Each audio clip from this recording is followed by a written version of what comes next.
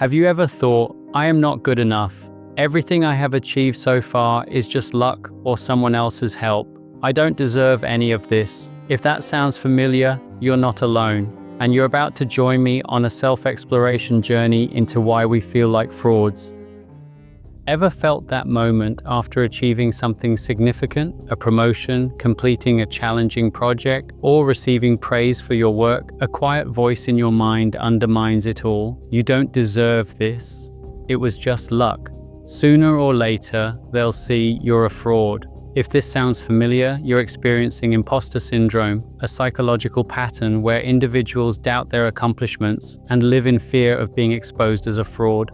To deepen our understanding of imposter syndrome and discover paths toward genuine self-acceptance, we will explore three influential thinkers, Carl Jung, Sigmund Freud, and Friedrich Nietzsche. Each offers a distinct framework for examining our inner dynamics and sheds light on why self-doubt arises, as well as how we can reframe and transform it. Carl Jung's exploration of the human psyche begins with the recognition that each of us presents a carefully constructed face to the world, what he called the persona, and at the same time harbors a hidden realm of unacknowledged traits, impulses, and potentials known as the shadow. The persona serves as a protective facade, adapting us to social norms and expectations by emphasizing qualities that earn approval and concealing those that might invite criticism or exclusion. In its healthiest expression, the persona enables appropriate engagement with colleagues, friends, and broader communities. Yet when we come to rely on it too heavily, an implicit contract develops. This is who I am, and anything beyond this boundary feels inauthentic. It is precisely when we transcend these self-imposed limits, mastering a new skill, achieving unexpected recognition, stepping into a leadership role, that the persona balks. We experience the familiar pang of, I don't belong here, not because our abilities are insufficient, but because our adopted mask has not yet widened to encompass them. Behind the persona lies the shadow, a repository for all that consciousness has deemed too problematic, embarrassing, or dangerous to acknowledge. Within this shadow may dwell genuine talents that we refuse to own for fear of appearing boastful, alongside impulses we fear might overwhelm us if brought into the light. Jung insisted that the shadow is not purely negative. It contains creative impulses, latent strengths, and unrecognized capacities that, once integrated, can enrich the whole of the personality. However, because the shadow remains unconscious, its contents exert influence indirectly, often sabotaging confidence or coloring our internal narrative with unspoken doubts. When imposter syndrome arises, it often reflects the clash between a persona that has not yet embraced certain achievements and a shadow that grows restless under the weight of repressed potential. In Jungian terms, complexes form at the borderlands between persona and shadow. A complex is an emotionally charged constellation of ideas anchored in personal experiences, often dating back to childhood. When a particular complex is activated, say, one around worthiness or competence, we may feel pulled into its orbit, experiencing distortions of thought and feeling that can manifest as intense self-criticism or paralyzing doubt. These complex-driven episodes trick us into believing that our successes are flukes or that our qualifications are inadequate. Although invisible to the waking mind, complexes can be discerned through recurring patterns of anxiety, through dreams that circle back to themes of exposure, or through spontaneous emotional reactions that seem out of proportion to the situation at hand. Jung's remedy for these disturbances is the process of individuation, a gradual and intentional integration of unconscious material into the realm of conscious awareness, leading toward a more unified sense of self. Individuation requires first the conscious acknowledgement that one's persona has limits and that the shadow holds more than mere personal failings. By cultivating honesty with oneself through techniques such as dream reflection, free association, or artistic expression, one begins to recognize the shadow's constituents. This is not an easy or comfortable task, for it means facing qualities we may have long disavowed. Yet the alternative is to remain fragmented, perpetually pulled between a narrow face we show others and an agitated inner world that refuses to stay hidden. Once aspects of the shadow are brought into consciousness, a dialogue can begin. Jung himself described this as the act of consciously conversing with inner figures, whether encountered in dreams or arising in imagination, and attending to what they have to reveal. Through this active engagement, previously unconscious strengths become available to the ego, and destructive anxieties lose their power. The result is a persona that gradually broadens, coming to embody a richer spectrum of personal resources. Achievements that once triggered imposter feelings now register as authentic expressions of a more integrated self, rather than as anomalies threatening to expose a facade.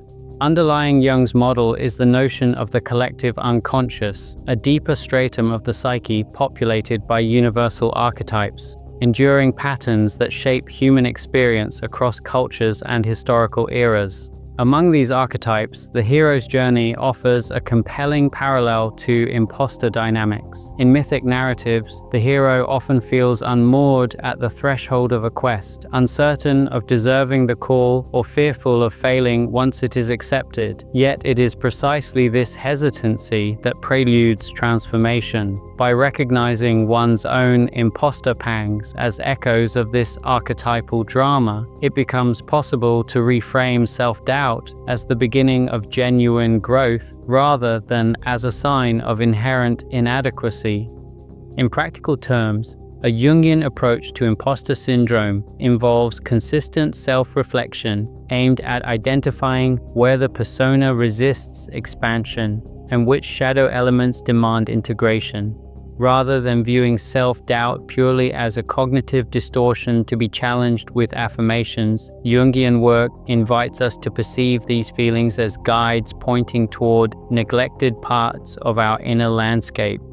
By patiently giving voice to shadow contents, whether through journaling, creative work, or therapeutic dialogue, one gradually cultivates a sense of wholeness in which achievements feel deserved because they resonate with an ever-expanding, consciously embraced self. Through this process, the psychic energy once devoted to defending a narrow persona is released into creative and purposeful action, liberating the individual from the tyranny of unacknowledged fears and enabling authentic participation in all that one is capable of achieving. Sigmund Freud's structural model of the psyche casts light on imposter syndrome through the interplay of three fundamental agencies: the id, the ego, and the superego.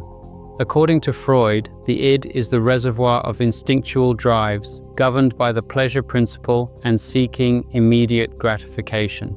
The ego, functioning according to the reality principle, negotiates between the id's demands, the constraints of the external world, and the moral strictures imposed by the superego. The superego emerges as the internalized voice of parental and societal authority, upholding ideals of perfection and exerting critical judgment whenever the ego falls short.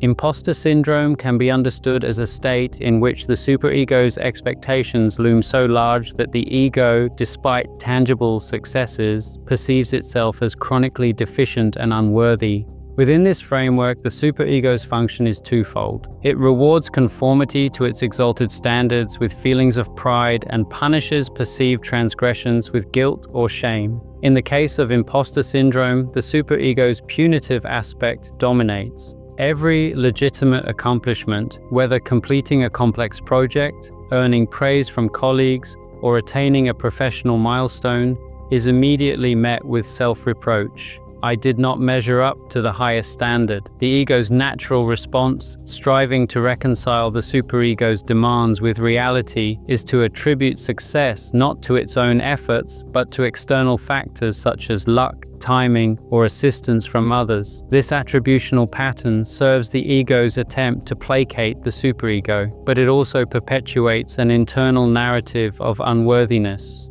Freud's concept of defense mechanisms further elucidates how the ego copes with the tension between superego perfectionism and the id impulses. Reaction formation, for instance, may cause an individual to overemphasize humility or self-criticism in order to mask anxiety about appearing arrogant. Rationalization allows the ego to reinterpret achievements as mere happenstance. Projection can shift self-doubt onto colleagues or peers, leading to the belief that others secretly question one's competence. These unconscious strategies mitigate immediate psychic discomfort, but maintain the imposter dynamic by preventing genuine acknowledgement of ability. Only by bringing these defenses into conscious awareness can the individual begin to interrupt their automatic operation. Freud would argue that imposter feelings often originate in early developmental conflicts, especially those involving parental expectations and the internalization of critical voices. A child praised excessively for flawless performance may grow into an adult whose superego demands continual perfection. Conversely, a child who fears punishment for any mistake can internalize a superego that punishes itself harshly for perceived failures. Over time, these early patterns crystallize into rigid standards that the ego finds impossible to satisfy. The resulting chronic anxiety and self-undermining thoughts are manifestations of a superego that has lost perspective, demanding unrelenting excellence at the expense of realistic self-esteem. Psychoanalytic therapy, in Freud's view, offers a path toward alleviating imposter syndrome by making unconscious dynamics conscious. Through free association, the analyzon is encouraged to speak without censorship, allowing repressed anxieties and superego injunctions to surface. Interpretation of these verbalizations by the analyst helps the client recognize how early relational patterns and internalized authority figures shape current self-judgments. Transference, the projection of superego figures onto the therapist, provides a live arena for observing and gradually modifying rigid internal standards. As the ego gains insight into its unconscious conflicts, it becomes better equipped to negotiate between realistic self-assessment and the superego's demands. Freud also emphasized the importance of ego strength, the capacity of the ego to maintain equilibrium among id impulses, superego demands, and external reality. A robust ego can acknowledge achievements without fear of superego censure or the id-driven guilt. Building ego strength involves fostering a more flexible internal dialogue, one that allows for imperfection and recognizes the legitimacy of human fallibility. Techniques such as reality testing, whereby one examines evidence for and against self-critical beliefs, can temper the superego's absolutism. Over time, the ego learns to tolerate the ambivalence of "I did well, but not perfectly," dissolving the binary of flawless success versus fraudulent failure. Freud's later writings on civilization and its discontents underscore the social dimension of superego formation. Cultural values and professional norms shape the superego by defining which achievements merit pride and which provoke guilt. In environments that valorize unerring expertise or heroic productivity, individuals may internalize a superego that leaves no room for error. Conversely, cultures that accept vulnerability and emphasize learning from mistakes foster a more moderate superego. Recognizing this social component highlights that imposter syndrome is not solely an individual pathology, but also a reflection of broader cultural pressures. In sum, Freud's ego-superego dynamics illuminate imposter syndrome as the product of an overbearing internal judge that eclipses the ego's capacity for balanced self-evaluation. The solution lies not in silencing the superego entirely, its moral compass has value, but in recalibrating it through conscious exploration of defense mechanisms, early developmental influences, and cultural expectations. By strengthening the ego's mediation skills, one can reframe achievements as genuine expressions of individual effort, rather than as provisional successes destined to be exposed as fraudulent. In Freud's psychoanalytic vision, this transformation emerges through patient insight work, allowing the individual to live with both ambition and self-compassion. Friedrich Nietzsche approached human existence as a dynamic process rather than a static state, casting life itself as an arena in which individuals continuously enact their most fundamental drive, what he famously termed the will to power. For Nietzsche, this was not a craving for domination in a narrow sense, but the instinctive impulse toward growth, assertion, and the expression of one's unique capacities. Every thought, emotion, or creative act could be understood as an expression of this underlying force.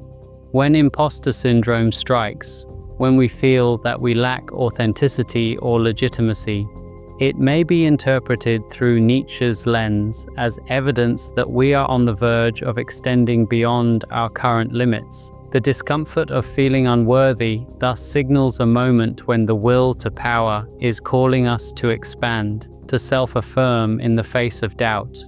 Underlying Nietzsche's conception of the will to power is a fundamental rejection of any fixed, unchanging essence of the human being. He critiqued philosophers who postulated a permanent soul or immutable moral core, arguing instead that our identities are in perpetual flux. Each accomplishment, setback, or moment of insight reshapes us, and our task is to embrace this becoming. Imposter feelings emerge when we cling to an outdated self-image, when our sense of who we are has not yet caught up with our actual capacities. By recognizing identity as an ever-evolving project, we can reframe the pangs of fraudulence not as permanent verdicts on our worth, but as invitations to forge a new, more expansive self. Central to Nietzsche's thought is the idea of self-overcoming, the process by which an individual transcends previously held limitations and prevailing norms. Self-overcoming is neither a one-time achievement nor a distant goal to be checked off. It is the very essence of life. The person who has mastered a skill must continually push beyond their mastery to avoid stagnation. In this way, self-overcoming becomes a perpetual cycle of challenge, adaptation, and growth. Imposter syndrome, from this vantage point, can be seen as the existential pain of standing at the threshold of a new stage of development. The inner voice that questions our legitimacy is the echo of an emerging potential that demands recognition and cultivation. Nietzsche also emphasized the constructive role of suffering and struggle in facilitating self-overcoming. He observed that greatness often arises through engagement with adversity, and that the pain of failure or self-doubt can burn away complacency. Far from being mere inconveniences to be avoided, obstacles become the very crucibles in which character and creativity are forged. When imposter syndrome surfaces, its disquietude can be reframed as the raw material for growth. The tension of not yet enough can be harnessed to drive rigorous self-examination, to identify areas where one's knowledge or skill genuinely needs strengthening, and to emerge more resilient on the other side. A further, more paradoxical dimension of Nietzsche's philosophy is the concept of eternal recurrence, the idea that every moment will be lived over infinitely. While this notion operates on a cosmic scale, its psychological import lies in the affirmation of one's life as it is. If one were compelled to relive each experience, successes and failures alike, for eternity, the question becomes whether one can embrace each moment as necessary and desirable. Applied to imposter syndrome, eternal recurrence invites us to accept feelings of inadequacy as integral parts of our journey. Rather than wishing them away, we are challenged to say yes to our entire narrative, trusting that every pang of doubt carries lessons vital to our self-cultivation. Nietzsche's doctrine of amor fati, or love of fate, complements eternal recurrence by urging us to affirm every aspect of our existence. To love one's fate means to welcome both triumph and uncertainty as essential ingredients in the flourish of individual becoming. Imposter syndrome, in this context, marks the confrontation between one's aspirations and the amorphous nature of reality. By developing an attitude of amor fati, we acknowledge that self-doubt and self-assertion are intertwined facets of a single process, the affirmation of life's richness, with all its contradictions and challenges. From the standpoint of self-overcoming, the remedy for imposter syndrome lies not in silencing the inner critic, but in channeling its energy toward concrete acts of creative assertion. Nietzsche exhorted individuals to become authors of their own lives, crafting values and visions that resonate with their deepest drives. When self-doubt emerges, it can serve as a compass pointing to areas where fresh self-authorship is needed. The next step is to translate this insight into action, whether by experimenting with untried forms of expression, engaging collaborators who challenge our assumptions, or pursuing projects that stretch our existing competencies. Ultimately, Nietzsche's teaching reframes imposter syndrome from an indictment of one's incompetence into a clarion call for growth. By understanding the will to power as the foundational impulse towards self-creation, and by embracing self-overcoming as a lifelong commitment to transformation, imposter feelings become signals of vitality rather than sources of paralysis. In the space between doubt and defiance, we find the opportunity to step into a more expansive, sovereign form of selfhood, one defined not by the absence of fear, but by the courageous affirmation of our evolving potential. Bringing together the insights of Jung, Freud, and Nietzsche, we see that imposter syndrome ceases to be an inescapable trap and instead becomes a guide for self-understanding and growth. Jung reminds us that the face we show the world and the hidden parts of ourselves are two sides of the same coin. By bringing repressed strengths into consciousness, we steadily widen our sense of what we can achieve.